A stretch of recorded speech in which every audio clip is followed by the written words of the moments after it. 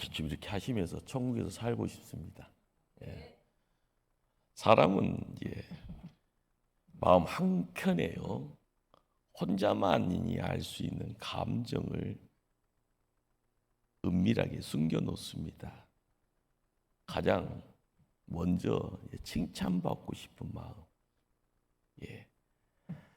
반대로요, 꾸중받을 것 같은 걱정 또한 거기에 맞춰서 근심과 두려움들까지 함께 둡니다. 잠시, 반면에요, 또 영원토록 두기도 합니다.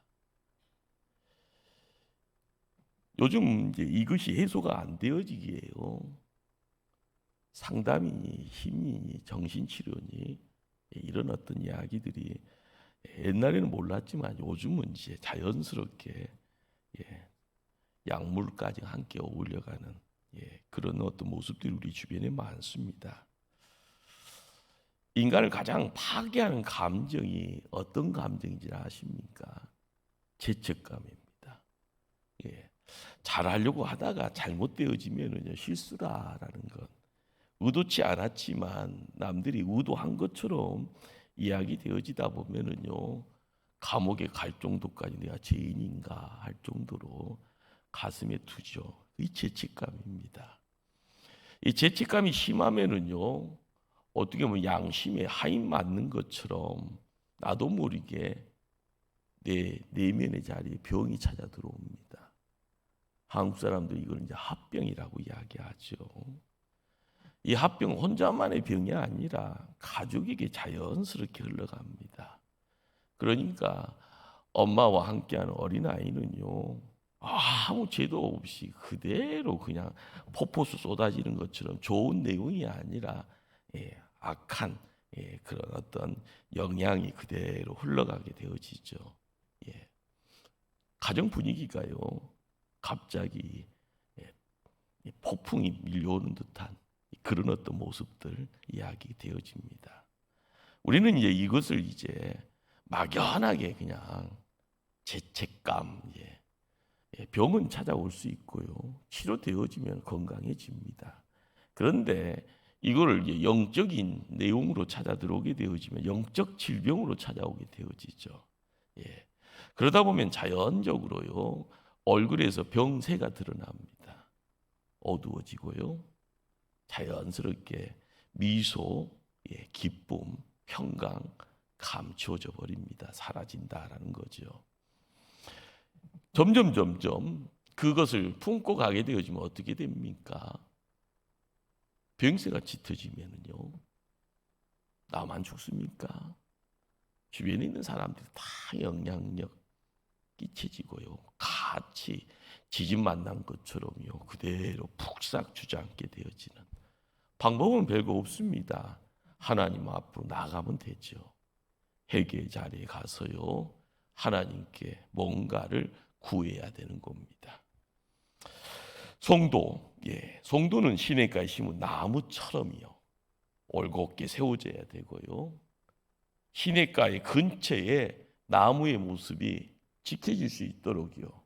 그럼 자연스럽게 시냇가와 함께 어울려지는 나무는요, 무럭무럭 잘 자라고 주렁주렁 열매 맺게 되어지고, 봄, 여름, 가을, 겨울과 함께 어울려가는 그 자리에 색깔을 달리하면서 찾아오는 손님들과 함께 할 수 있는 그런 모습이 함께 어울려집니다.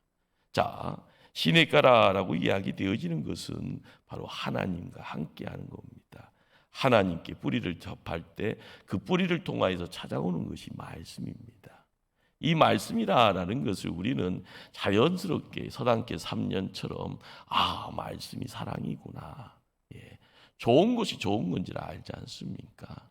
좋은 거니까 써야 되고요, 자연스럽게 교회에 오게 되어지면 우리가 입술로 고백하고 손으로 만져가면서 봉사의 자리 지켜가고요, 서로 어울려가면서 교제라라는 이름 속에서 사랑하는 그런 모습들, 누군가가 하면은 그냥 자연스럽게 따라갑니다. 그런데 갑자기 브레이크 하나 딱 걸려버립니다. 그러다 보면은 속에는 무슨 이렇게 문제가 있는 것처럼 누군가가 나 건들기만 해라 하면은요 화산 폭발을 준비를 하고 있는 그런 사람들, 예, 점점점 그런 분들을요, 교회 안에 있으면서도 그런 분들을 우리는 가시라고 그랬죠, 가시. 그런데 그 가시가 하나님과 친구가 되었는가? 아닙니다. 점점 변질되어지다 보면 하나님과 온수되어져 있는 걸로 판명이 되어집니다. 하나님은 하나님과 온수되어진 자를 포기하실까요? 성경은 포기하지 않는다 합니다. 하나님은 기다린다, 인내하면서 기다려주신다 합니다. 우리는 바로 그 하나님이 우리를 바라보시는 그러한 어떤 시야, 관점, 그분의 마음, 조금이라도 알아갈 때 우리는 자양자 우양우를 하든지 하나님 곁에 있기를 힘써갈 때 자연스럽게 회복의 내용이 찾아오는 거죠. 자, 그런데 우리는 항상 기준을 어디에다 두어야 될 건가? 항상 말씀에서 시작되고 하나님으로부터 시작되는 것 같은데요. 여러분도 한번 생각해 보세요. 어느 순간 하나님은요 뒤에 계세요. 제가 기준을 하랍니다 합니다. 하나님 저 알잖아요. 하나님 말씀도 알고요. 하나님 말씀 공부도 했고요. 2003년도 상반기에는 제자반도 하면서 말씀이 이런 깨달음이 있었는데 내가 이 정도는 됐는데요. 그것이요. 금방 지나갑니다. 그러면서 그 자리에 내가 기준입니다. 여러분, 기준이라고 할 때는요, 기준이 괜찮으면 괜찮은 줄 알고 갑니다. 그런데 기준이 문제가 생겨져 버리면은요, 그 다음부터는요 다 문제입니다. 공장에서도요 뭔가를 막 찍어냅니다. 그런데 불량품이라고 이야기되어지는 것은 왜 불량품일까요? 문제가 있으니까 불량품입니다. 겉에서 흠이 생기면 불량품이고요. 뭔가를 전기를 넣었는데 작동이 안 되면 불량품이고요. 그렇습니다. 불량품의 종류는요 내 입맛 따라 되는 거 아니에요. 불량품은 불량품이에요.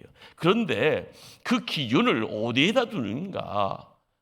공장에서 만드는 물건들은 다 불량품에 대한 기준이 있는 겁니다. 그런데 신앙생활을 하면서요 기준을 항상 나 편에다 놓아요. 그러니까 문제가 심각해집니다. 내가 신앙생활 엄마 뱃속에부터 했는데 내가 모를까? 무슨 그것이 뭐 기준입니까? 내가 머리가 얼마나 맹석한데 서울대도 갔다 온 사람이야. 그것 갖고 하나님 앞에 무슨 주름 잡을 일이 있습니까? 내가 신앙생활을 지금 몇 년이고 교회에서 직분이 이 정도인데 내가 기준이지. 다 그거 불량품 될 수 있는 요지가 있는 겁니다. 인간은 끊임없이 변하잖아요. 역설적으로요. 우리는 변하지 않는 복음을 통하여서 끊임없이 내 자신이 하나님 편에 가까이 나가려고 변화하려고 하는 몸부림이, 그렇죠. 거룩한 몸부림이 있어야 되는 겁니다. 성경은 우리 내면이 변화되어지고 그리고 성장되어질 때 일꾼 소리 듣습니다. 교회 기둥 소리 듣습니다. 하나님이 뭔가를 맡기면 사명자라고 이야기되어지는 그런 어떤 직분의 자리에 세움받게 됩니다. 요한일서 2장에요. 성도의 성장에 대한 이야기가 나옵니다. 1절에 이제 자녀들, 그 다음에 청년들에 대한 이야기도 나오고요. 아비들에 대한 이야기가 나옵니다. 어떻게 보면 스텝 바이 스텝이라고 단계에 대한 이야기를 거론을 합니다. 우리는 구원받은 백성이기에 하나님의 자녀라 이야기합니다. 나이 70 먹어서도요. 하나님 편에 나와오면은요 어린아이입니다. 자, 그런데 우리는 착각하는 것 중에 한 가지가요. 교회만 들어오면 자동으로 성장하는 걸로 착각합니다. 엘리베이터 탔으면 몰라도요. 에스컬레이터 탔으면 몰라도요. 그러나 교회만 들어오면 자동으로 성장하는 걸로 알고 있어요.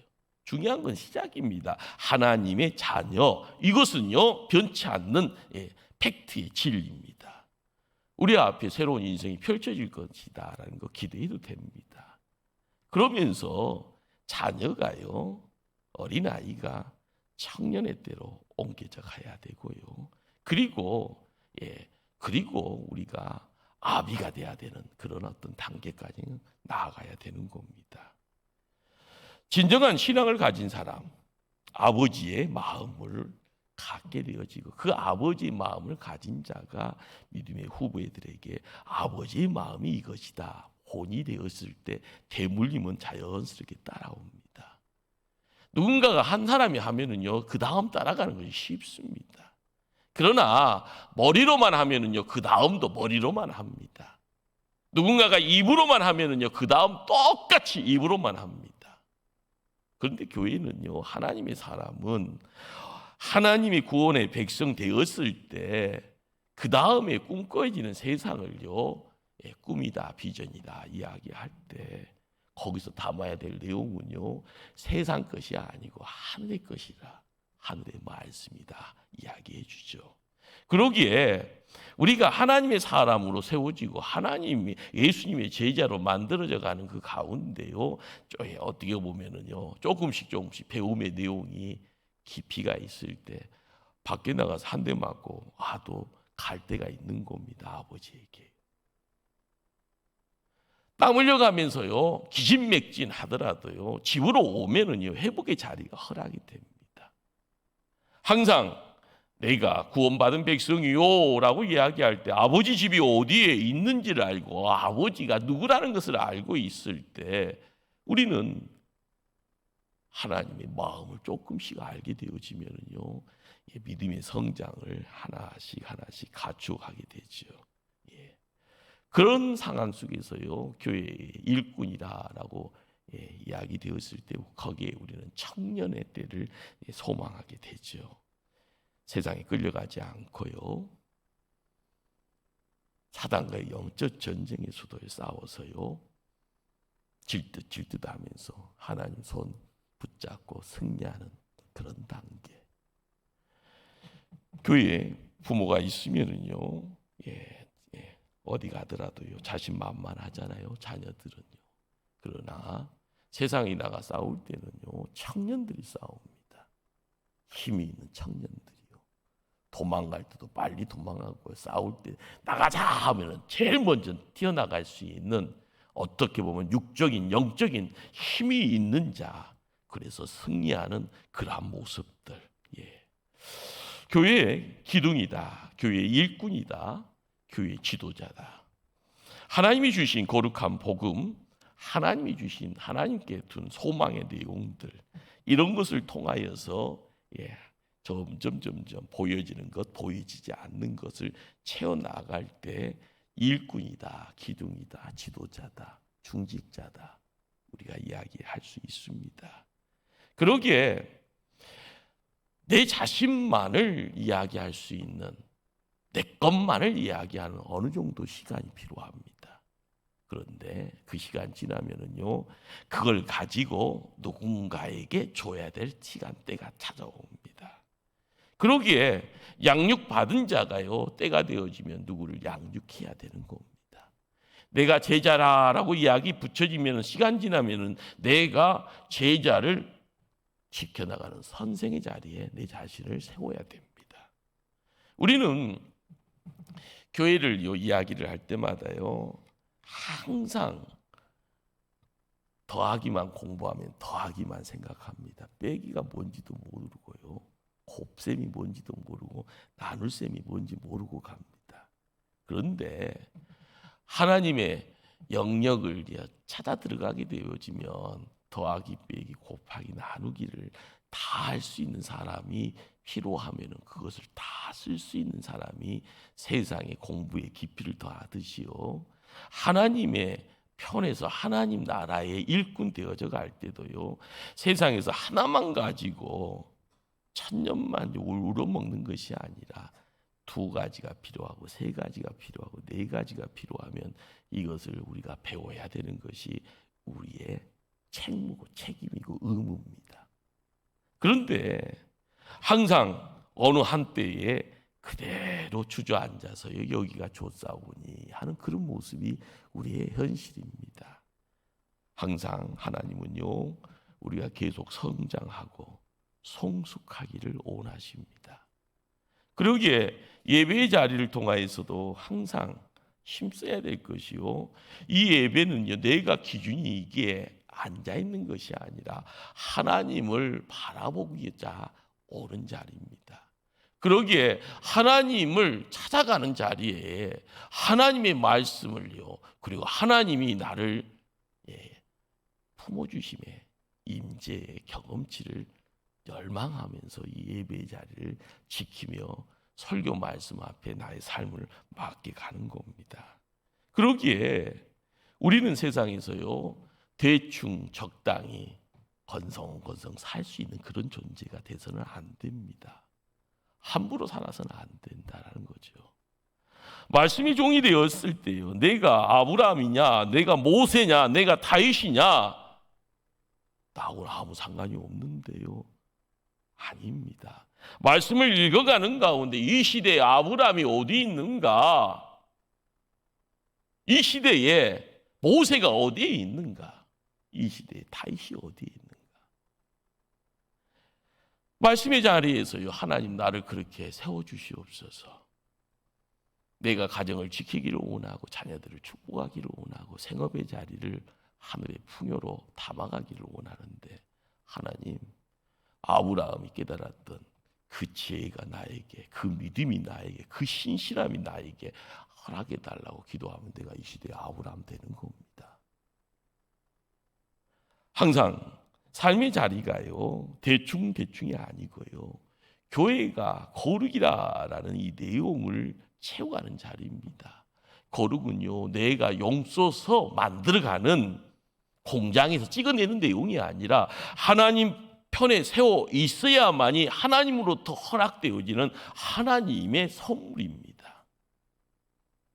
내가 구원받은 백성이다라는 이 고백도요, 내가 열심 내서 구원받은 훈장, 상장 받은 그런 느낌 가지고요, 믿음 생활 시작하고 지금도 그런 생각 갖고 있다가 하면 여러분들은 무늬만 성도입니다. 짝퉁이라는 거예요. 명품 소리 죽었다 깨어나도 들을 수 없습니다. 내 자신을 복종시키고요, 기도의 자리에 하나님의 음성인지 사단의 속상인지 깨닫지 못하고 갈 수밖에 없어요. 하나님이 거룩의 내용들을 채워주시고요, 하나님이 말씀 주실 때 그 음성이 내 귀에 들려지는 그 자리에 하나님 마음에 떨림이 있습니다. 아멘입니다. 우리가 혼연일체라는 말을요, 뭔가를 하려고 할 때 시합장에 들어가고 경기에 승리하기 위해서요, 정말 혼신의 힘을 다하지 않습니까? 그런데 하나님 백성이 예배의 자리에 앉아만 있으면 감사하세요. 하나님, 내가 시간이 남아 돈 줄 아세요. 여기 앉아있는 거 대단한 거예요. 다 알죠. 그러면 그 시간을 더 값지게 하기 위해서 내가 드려야 되는 것이 있습니다. 세상 거 내려놓고요, 하늘의 거룩을 담아갈 수 있도록요, 마음도 여시고요, 하나님이 부어주시는 내용이 내 안에 그릇에 내용이 되어질 때요, 그것을 통하여서 풍성하게 담아갈 수 있는 그런 모습들, 거기에 우리는 하나님의 정결함과 거룩함을 담아가는 삶이 되어지고요, 거기에 하나님의 사람의 모습이 드러나게 되는 겁니다. 세상에 빛이 뭔가, 소금이 뭔가 끊임없이 우리에게 요구합니다. 소금 구하러 도촉하면 소금 찼을 때 돈만 있으면 살 수 있잖아요. 그러나 하나님은 우리에게 소금이다 이야기하고 하나님은 우리에게 빛이다라고 이야기하는 것은요, 내 안에 하나님의 것이 있을 때 소금의 역할과 빛의 역할을 감당할 때 소금이다 빛이다라고 이야기되는 겁니다. 그러기에 하나님 붙잡고 나간다는 것이 뭘까요? 세상은 하나님이 창조하셨습니다. 못난 인생, 지구로 갈 수밖에 없는 인생, 예수님이 찾아와서 십자가로 우리를 구원해 주셨습니다. 세상에서요, 정처 없이 이리저리 헤맬 것 같아서요. 너희들이 이 땅에서 힘있게 세상 살아가기 위해서는 내가 부활의 능력 너에게 주겠노라 이야기를 합니다. 그리고 우리에게요 보혜사 성령을 보내주신다고 이야기합니다. 보혜사 성령을 통하여서요 세상을 살아갈 때마다 거듭남의 내용이 무엇인가, 매일매일 어제보다 오늘의 시간이 오늘보다 내일의 시간이 아름답게 지켜지고 고르게 빛을 발할 수 있도록요 남들과 함께 어울릴 때마다 당신 때문에 살만 납니다, 당신 때문에 행복합니다, 이런 이야기를 할 수 있도록요 성령께서 우리와 함께 해주시는 겁니다. 우리가 믿음 생활을 할 때마다 그냥 그대로 여기가 좋사오니 하나님 의지하려고 하면 붙잡으셔야 됩니다. 첫사랑의 내용만 가지고 세상 살아가는 것이 아니고요. 하나님 때문에 세상 살아간다 하면 어제도 힘들었지만 오늘은 더 힘들 것 같지만 어제 붙잡았던 그 하나님 앞에요 눈물 콧물 쏟아가며 오늘도 하나님께 내 모든 것을 맡길 때 하늘이 열려질 때 어둠은 사라지는 빛의 역사가 내게 다가오는 거고요. 내 품에 안겨지는 겁니다. 그러기에 사도 바울은요 예수님과 함께 했던 그 모든 것들을 품고 나가는 인생들에게 성령 의지하라고 이야기합니다. 성령 붙잡으라고 이야기합니다. 그렇지 아니하면 육체의 열매 거둔다라고 이야기합니다. 경고입니다. 예. 그러기에 우리의 삶을 어떻게 할 것인가? 여러분들 성령님 인도하심에 의지하지 않으면은요 교회 생활하면서 어제도 그대로 오늘도 그대로 그렇게 아닙니다. 성령님 붙잡지 아니하면은요 그대로 있는 것이 아니라 부패하고 타락합니다. 부패와 타락. 거기에 나타나는 열매들이 어떠할까요? 육체의 열매를 오늘 말씀을 읽다 보면 세 종류가 등장합니다. 첫째는 내 자신을 무너뜨리는 겁니다. 둘째는요 인간관계를 다 박살내버립니다. 셋째는요 하나님과의 관계를 파괴시켜버립니다. 나, 너, 우리 그리고 하나님과의 관계가 산산조각, 술 취함과 방탕함과 음행과 더러운 것과 호세, 우리는요 하나님 편에 멀어질 때 자연스럽게 찾아오는 손님이다라는 것. 한국이 마약 청정지역 마약하고 상관없었던 나라. 예. 그런데 지금 한국에 들어오는 마약이 한국 사람들 2배 정도 중독시킬 수 있는 그런 마약이 한국 땅에 들어와 있다고 하네요. 여러분들 문제가 있을 때요. 요즘 애기 안 낳으려고 하잖아요. 애기 안 낳는 것만 문제인가요? 결혼도 안 하려고 그러잖아요. 결혼도 안 하려고 하는데 세상에 안 좋은 것은 매스컴을 통해서 끊임없이 가정을 허물어뜨리는 그런 어떤 이야기들을 계속 일어나잖아요. 왜 그런가요? 하나님과의 관계가 끊어져서요. 자기 자신이 파괴되어지는 그 자리에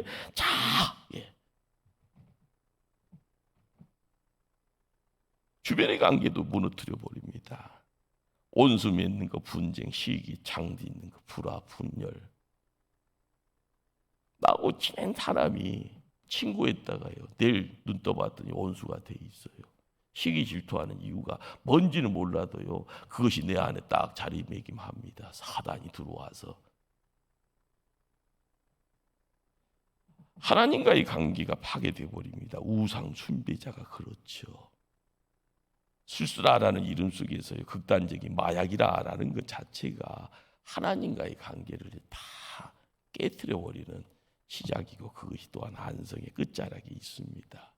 성경은요 육체의 열매를 맺는 바로 그들은 하나님 나라 유업으로 받을 수 없다.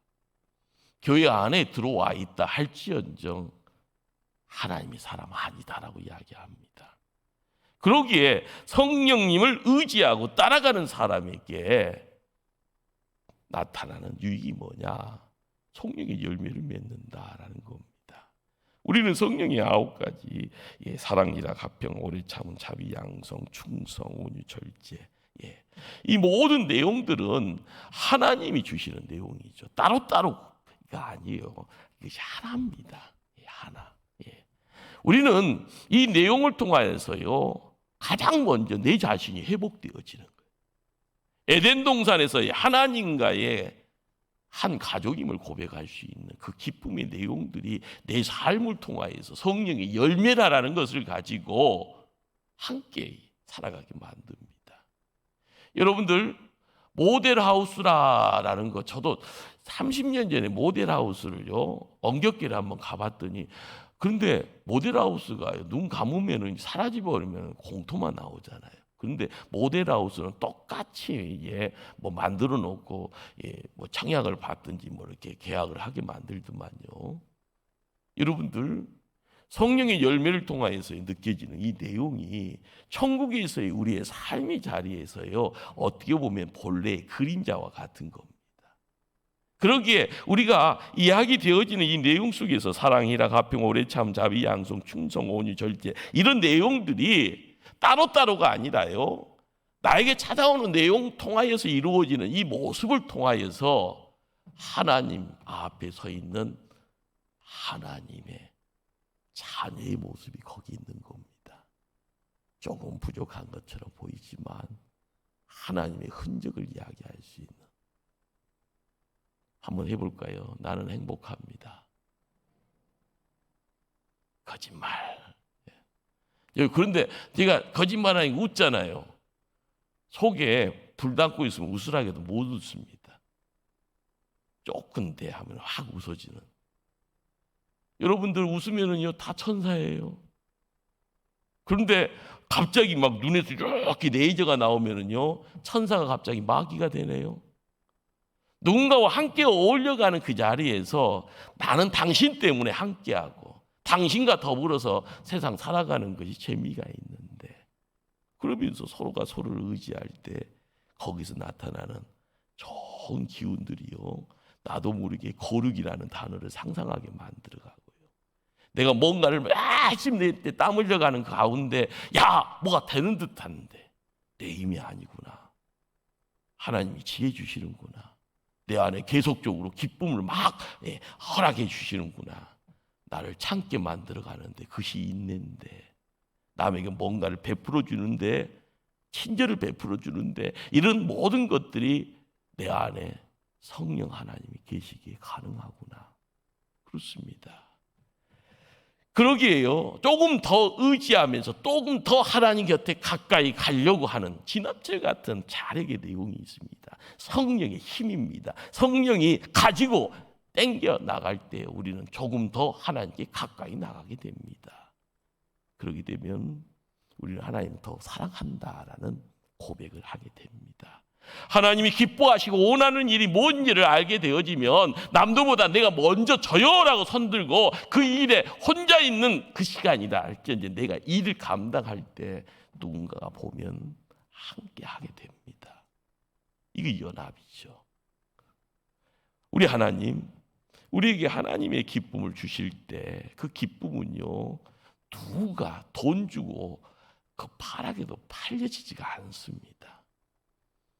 하나님 앞에 기도, 하나님이 시키는 기도는요, 그 음식을 통하여서 들려지는 그런 강력한 기도는요, 누가 하지 말아게도요, 하나님이 붙들고 가시니까 진행이 되는 겁니다.